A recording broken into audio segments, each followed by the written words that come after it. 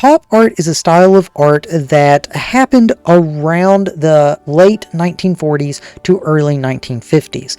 During the time of the early 1900s, artists were selling their work just like they had been for hundreds of years, where people would come up to them, ask them to paint somebody or paint something for them, and they would work for commission. Or artists would take their artworks that they had worked on and they would put them up in a gallery and sell them to customers who would come in and say, I really like that artwork, and they would sell it. Now, Andy Warhol came up with this idea of, let's start mass producing artworks. Now, printing, as in an artist takes an image or painting that they have previously made and they make a copy of that painting, that is called a print. That had been a thing for hundreds of years, basically ever since the printing press. But what Andy Warhol wanted to do was a little bit different. Instead of making a print of the original artwork, Andy Warhol wanted to make his prints the original. So instead of making copies of the one artwork, Andy Warhol would instead have hundreds or thousands of originals, because the original was a print that he would mass produce. He did this in a way that was known as screen printing.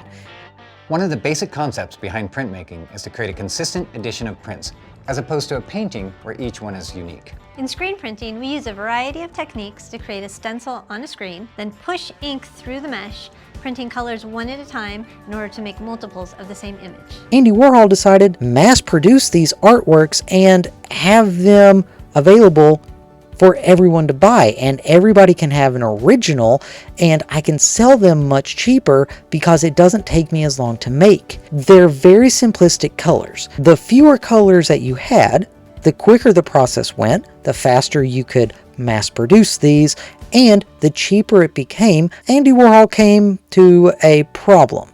He couldn't just mass produce anything. It had to be things that people wanted to buy. And that is where the name pop art came from. Pop culture, popular culture, or artworks of popular culture. All those things, synonyms of each other. They all mean the same thing. Pop art is pictures or artworks of things that are popular. This artwork made up of 3 colors. You have red, you have gray, you have black. And the white that you see is the white of the paper. So literally 3 colors, and he could print this, mass produce it, and sell them to anybody who wanted it, and they had the original stamp on it. So instead of selling it for $10, $15 like you would any other print, this was an original, and he had hundreds of originals, so he could very easily sell these for thousands of dollars because they were originals. And he did. And he made a lot of money doing this. Then other artists started picking up pop art as well. In fact, there's so many different styles of pop art, Andy Warhol was just the one that started it. This leads me to your assignment. Your assignment for this week, you are going to be creating your very own pop art self-portrait. Now, a self-portrait is a portrait done of you by you. That is, pretty self-explanatory. You can either take a picture of yourself and look off of that to create your drawing or your artwork, or you can look in a mirror. You are not allowed to trace it. You are going to be creating your own drawing of yourself.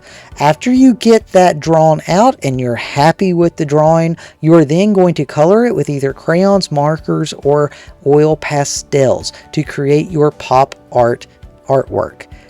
Please keep in mind that with pop art, you have simplistic colors, simple colors.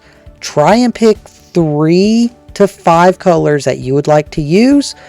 Do not go more than 5 colors. Try to limit yourself.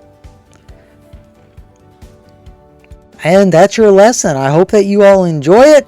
It was actually pretty fun to create the drawing that, well, you saw of me as the Incredible Hulk, as I think that it looks like. I was actually going for something else, but it just kind of turns out the way it turns out sometimes. Anyway, thank you all. I hope you enjoyed the lesson. Have a great rest of your day.